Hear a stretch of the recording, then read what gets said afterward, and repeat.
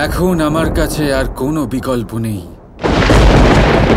তিমিরকে ধ্বংস করতে প্রকাশের আবির্ভাব ঘটতেই হবে।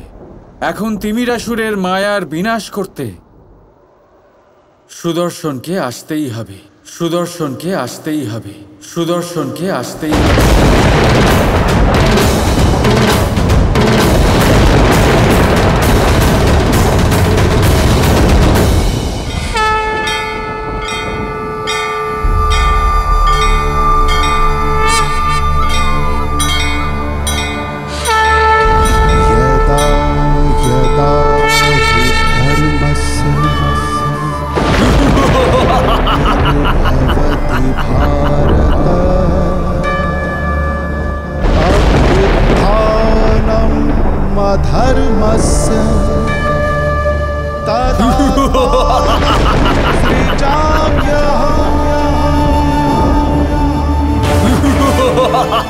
সংসারের সবথেকে শক্তিশালী অস্ত্র সুদর্শন চক্র, যা বিনাশ করবে তিমিরাসুরকে।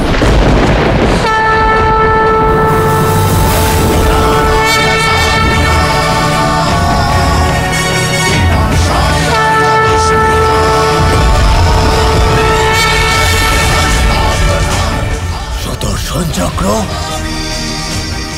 নারায়ণের সুদর্শন চক্র। তার মানে কৃষ্ণ কোনো মায়াবী নয়, স্বয়ং নারায়ণ,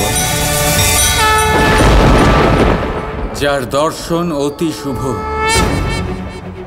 অর্থাৎ সত্য, যে চক্র থেকে না কোনো অসুর বাঁচতে পারবে না লুকোতে পারবে, সেই সুদর্শন চক্র।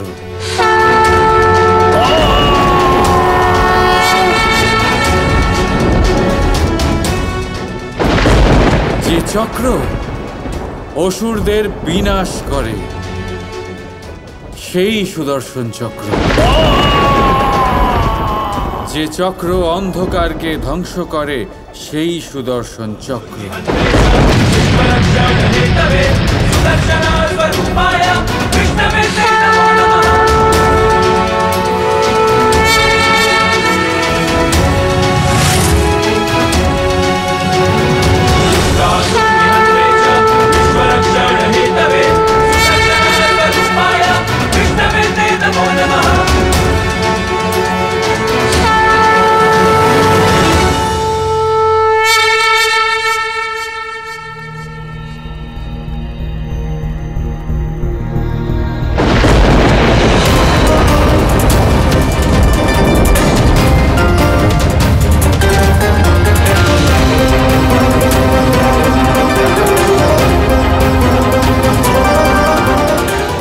ক্ষমা করবেন মহারাজ, একটা খারাপ সংবাদ এনেছি।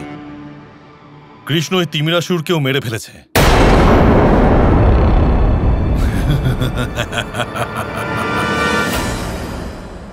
এখন আর কোনো চিন্তা নেই অক্রূর। প্রকাশ এসেছে তো কি হয়েছে, এখন সূর্যাস্ত হতে চলেছে, আর সূর্যাস্তের সাথে সাথে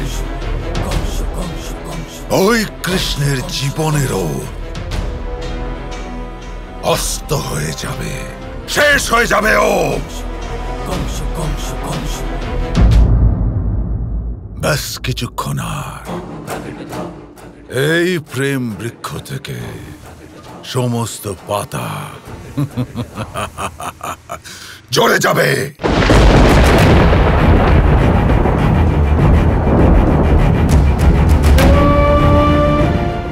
কানাই, কি হলো কানাই? সুদর্শন চক্র, সুদর্শন চক্র তো প্রেম থেকে উৎপন্ন হয়, তাই না দাদা? তা ব্যবহার করে আমিও দুর্বল হয়ে পড়েছি।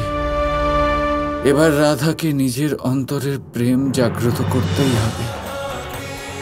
এই কৃষ্ণ শুধু সার, সংসারের অর্ধেক তো রাধা।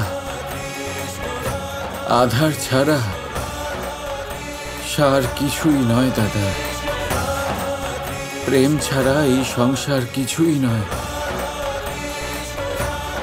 এটা তো বিধির বিধান, যা স্বয়ং আমিই রচনা করেছি। আর আমি নিজেও তা বদলাতে পারবো না। এখন আর কোনো পথ বাকি নেই দাদা। সময় ভীষণ অল্প।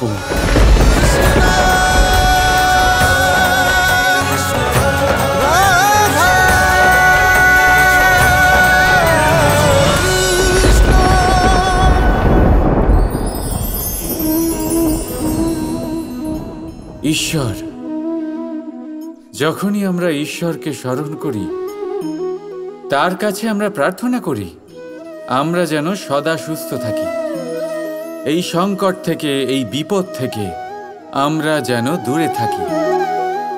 কিন্তু এ ভীষণ বড় এক ভুল। এখন আপনারা ভাবছেন যে আমি কি সব বলছি। ঈশ্বরের কাছে সংকট থেকে দূরে রাখার প্রার্থনা করা এ ভুল হয় কি করে? কারণ এই সংকট, এই বিপদ যার থেকে আমরা দূরে পালাই, যে সংকট কিছু মুহূর্তের জন্যই আসে আর তা চলে যাওয়ার পর আপনার আপনজন, আপনার শুভাকাঙ্ক্ষী, আপনার বন্ধুদের পরখ করতে শেখায়, আপনার ঘুমন্ত বোধগুলি জাগিয়ে তোলে, আপনাকে আরও শক্তিশালী করে তোলে। এই সংকট যার থেকে আমরা সকলে দূরে পালাই, যদি আমরা এই সংকটের সম্মুখীন হতে শিখে যাই, সেই অভিজ্ঞতার থেকে শিখি, আত্মসাৎ করি, এই জীবন আরও বেশি আনন্দময় হয়ে উঠবে। তাই এরপরে যখনই ঈশ্বরকে স্মরণ করবেন, সংকট থেকে দূরে পালাবার নয়, সংকটের সম্মুখীন হওয়ার শক্তি চাইবেন। স্বপ্ন দেখুন আর নির্ভয়ে সেই দিকে এগিয়ে যান। স্বপ্ন নিশ্চয়ই সফল হবে। রাধা রাধা।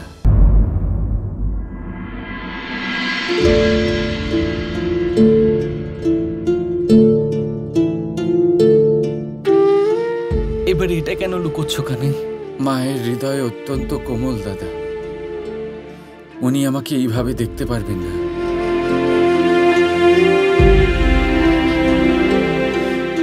কানাই, কানাই, তুই ঠিক আছিস তো?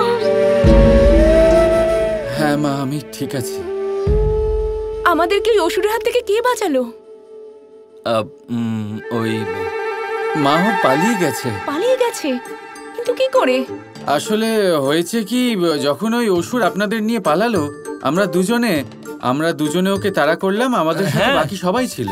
তারপর কি হলো, আমরা যেই পৌঁছলাম আপনাদের কাছে এটা দেখার জন্য কি হয়েছে, তখন আপনারা যেমন আমাদের বকুনি দেন আমাকে আর দাদাকে, সেইভাবেই অসুরটাকেও আমরা বকুনি দিলাম। আমাদের তো অভ্যেস হয়ে গেছে বাল্যকাল থেকে বকুনি খেতে, কানমোলা খেতে, সহ্য করিনি। অসুরের কাছে এসব নতুন, তাই সে খুব ভয় পেয়ে গেল, সহ্য করতে পারলো না, শুরু করে দিল। কাঁদতে শুরু করলো, ভয় পেয়ে গেল, বললো না না এখানে থাকা যাবে না, তারপর পালিয়ে গেল। পালিয়ে গেল? তুই আবার শুরু করলি? তুই তোর মায়ের সাথে উপহাস করছিস? না না মা, আমি হ্যাঁ মা সত্যি বলছে কানে। আচ্ছা আচ্ছা, আর তোরও কানটা মুলে দি। হ্যাঁ, ছেড়ে দিন দিদি, আমরা সবাই তো এখন ভালো আছি, এটাই যথেষ্ট।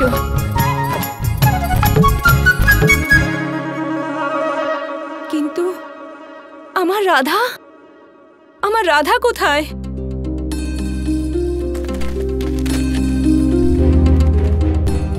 যশোদা, তুমি ঠিক আছো তো? হ্যাঁ আর্য, আমি ঠিক আছি। কাকি, আপনি ঠিক আছেন তো?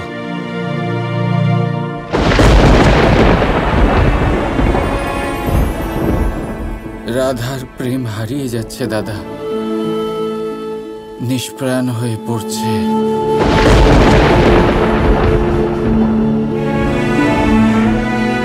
তাহলে যাও কানাই, যাও একবার তোমার রাধার সঙ্গে দেখা করো, হয়তো তোমাকে দেখে, তোমার প্রেমের স্পর্শ পেয়ে ওর মধ্যে প্রেম জেগে উঠবে।